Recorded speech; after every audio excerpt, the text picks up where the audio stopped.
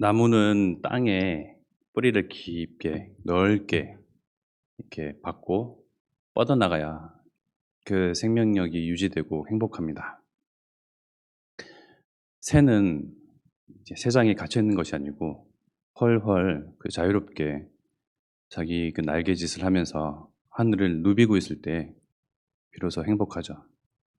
물고기는 어항 속 그 작은 곳에 갇혀 있는 것이 아니고 너 드넓은 바다, 대서양, 태평양 온 대를 다 이렇게 다니면서 바다를 누빌 때 참 행복합니다.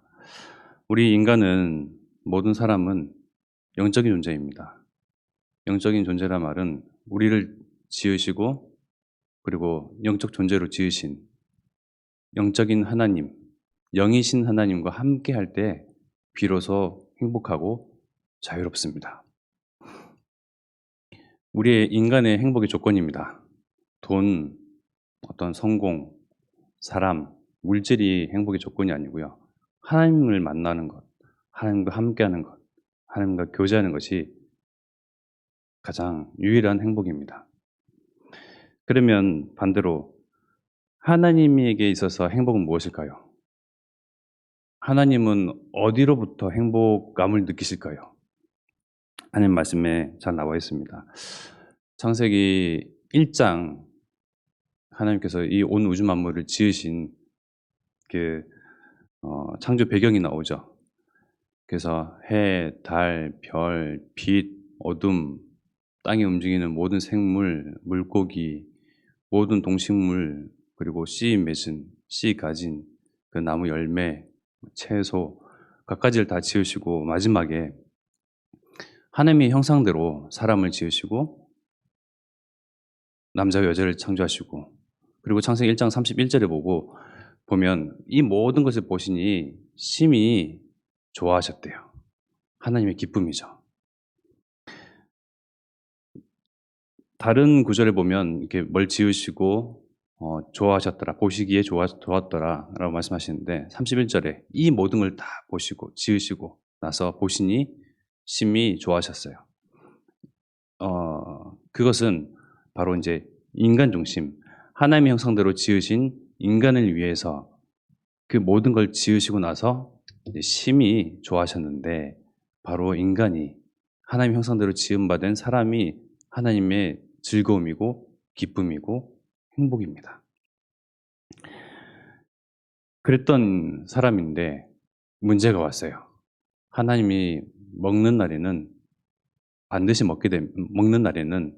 죽으리라. 먹게 되면 반드시 죽는다.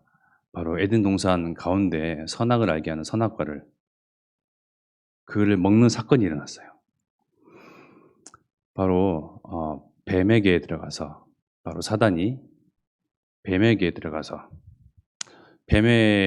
뱀과 하와는 아주 친했던 그런 관계였나 봐요. 그래서 그 뱀의 말에 하와가 혹하해서 하나님께서 반드시 죽는다고 말씀하셨는데 하와는 뱀의 말을 듣고 아리까리하기 시작한 거예요. 죽을까 하노라. 의구심이 들기 시작한 거죠. 근데 사단은 정녕 죽지 아니한다 라고 하나님의 말씀을 번복하죠. 하나님의 말씀 완전히 반대로 이야기합니다. 그러면서 결국은 아담과 하와가 그 선악과를 따먹고 즉 하나님의 그 언약, 하나님의 약속, 하나님의 그 말씀을 거역하고 불순종한다는 데서부터 이제는 영적 문제가 시작된 거예요. 왜 영적 문제냐? 반드시 죽게 되는 영적인 존재가 하나님께서 말씀하신 바 먹지 말라는 그 선악과를 먹음으로써 이제는 죽어버리는 거예요. 그때부터 이제 문제가 시작되는 거죠. 근데 그날 창세기 3장 1절부터 7절까지 그것을 창세기 3장 문제라고 하는데 8절에 보면 그날 바람이 불 때에 여호와 하나님께서 동산을 거니시니 하나님의 소리를 듣고 아담과 하와가 하나님 낯을 피하여서 동산 나무 사이에 숨었대요. 뱀은 참 간교하고 뱀 안에 들어간 그 사단은 더 간교하거든요. 하나님이 언제 이렇게 오메 가메 아담과 하와와 같이 교제하고 즐거움을 나누시고 아담과 하와가 어떻게 정복하고 다스리고 충만하는지 그것을 보면서 하나님께서는 그것을 기쁨으로 행복으로 가지시는 그 하나님의 그 뭐랄까요? 에덴을 그리고 아담과 하와 교제하는 그 시간을 잘 파악하고 있었나 봐요. 그때 딱 틈타고 들어간 거예요. 사단이.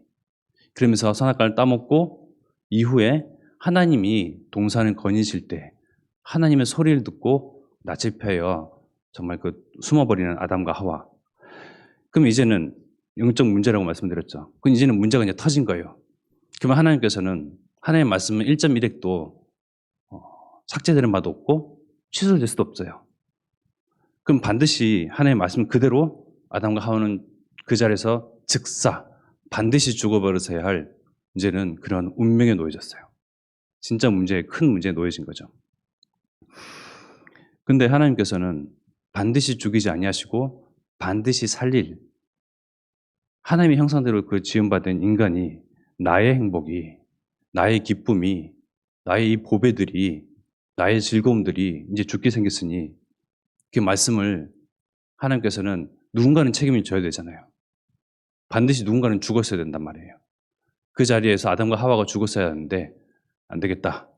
여자의 후손을 언약하셔서 바로 내가 너희와 같은 모양으로 가서 내가 그 죽음, 영원한 사망, 그 저주, 그걸 내가 감당하겠다. 그 의미가 포함된 것이 창세기 3장 15절 여자의 후손입니다. 이 여자의 후손이 오셔서 뱀의 머리를 상해할 것이다. 즉 너희를 꽹, 너희를 속인 그 하나님의 말씀을 번복하게 만든 불순종하게 만든 이 사단의 권세를 여자의 후손이 와서 깨겠다. 박살내겠다. 멸하시겠다. 그래서 그 그리스도께서 이제는 오셨고 그 그리스도를 우리는 주인으로 영접하고 마침내 이제 하나님의 자녀가 되었습니다. 스바냐서 3장 17절에 보면 사람에 대한 인간에 대한 바로 저와 여러분에 대한 하나님의 시선이 바로 잘 나와 있습니다. 너희 하나님 여호와가 너희 가운데 계시니 그는 구원을 베푸실 전능자이시라. 그가 너로 말미암아 기쁨을 이기지 못하시며 너를 잠잠히 사랑하시며 너로 말미암아 즐거이 부르며 기뻐하시리라 하리라. 하나님을 떠난 이후에 온갖 죄악 또 하나님을 찾는 일도 없고 정말 악할 뿐이며 저 우상 숭배하는 저 사람들이지만 그래도 하나님의 형상이기에 그 악에 가득한 이 세상 사람들 그 가운데 무엇이 선이고 무엇이 악인지 하나님이 어디 계시며 또 하나님 아닌 다른 것 우상 숭배하는 정말 앞뒤 분간 못하는 정말 뭐라 표현할 수 없는 저 인간들을 그래도 하나님께서는 사랑하시고 잠잠히 사랑하시며 그들 향해서 기뻐하시고 또 그들을 말미암아 즐거이 부르며 기뻐하시리라 하는 그런 존재로 하나님의 시선은 우리를 향하여 그렇게 바라보신다는 거예요. 우리는 인간은 행복하려고 많이 노력합니다. 근데 하나님의 행복은 무엇일까? 하나님 편에서, 하나님 시선에서 하나님의 즐거움은 무엇일까? 그야말로 하나님의 사는 낙은 무엇일까? 라고 이게 한번 생각해 보면 바로 우리임을 알 수 있습니다. 지금도 문제 가운데, 죄악 가운데, 또 때로는 불순종, 불신앙 가운데도 하나님은 계속 하나님의 시선은 우리를 향하여 끊임없이 사랑하시고 우리의 이름을, 우리의 존재를 잠잠히 즐거워하시며 기뻐 즐거이 부르신대요. 이사야서 43장 4절의 말씀에도 잘 나와 있습니다. 네가 내 눈에 보배롭고 존귀하며 내가 너를 사랑하였은즉 이런 존재들입니다. 창세기 3장 1절에서 7절 창세기 3장 문제라고 말씀드렸죠. 창세기 3장 문제를 정말 이렇게 범한 이후에 하나님이 정말 그 동산을 거니실 때 내 보배야 아담아 내 기쁨 하와야 나의 사랑 너희들아 어디 있느냐. 이제는 정말 터지지 않아요. 그 문제 있을 수 없는 그 문제 불순종, 불신앙이라는 거는 없어야만 했던 그 문제가 마침내 생기고 말았죠. 그래서 이제 여자의 후손 창세기 3장 15절 언약하시고 또 하나님의 기쁨, 바로 이 여자의 후손으로 오시는 그 순간, 여자의 후손으로 오셔서, 즉 그리스도로 오셔서 뱀의 머리를 상하게 하시고 다시금 하나님 만나는 길을 여시며 이 죄의 문제 때문에 영원히 죽을 수밖에 없는 그런 우리를 영원히 살리는 그러한 십자가 사건을 목전에 두고 하나님께는 기뻐하신답니다. 히브리서 12장 2절의 말씀에 믿음의 주요 또 온전하게 하시는 이인 예수를 바라보자. 그는 그 앞에 있는 기쁨을 위하여 십자가를 참으사 부끄러움을 개의치 아니하시더니 하나님 보좌 우편에 앉으셨느니라. 하나님의 행복, 하나님의 기쁨은 이렇게 바로 우리를 향하여 있습니다.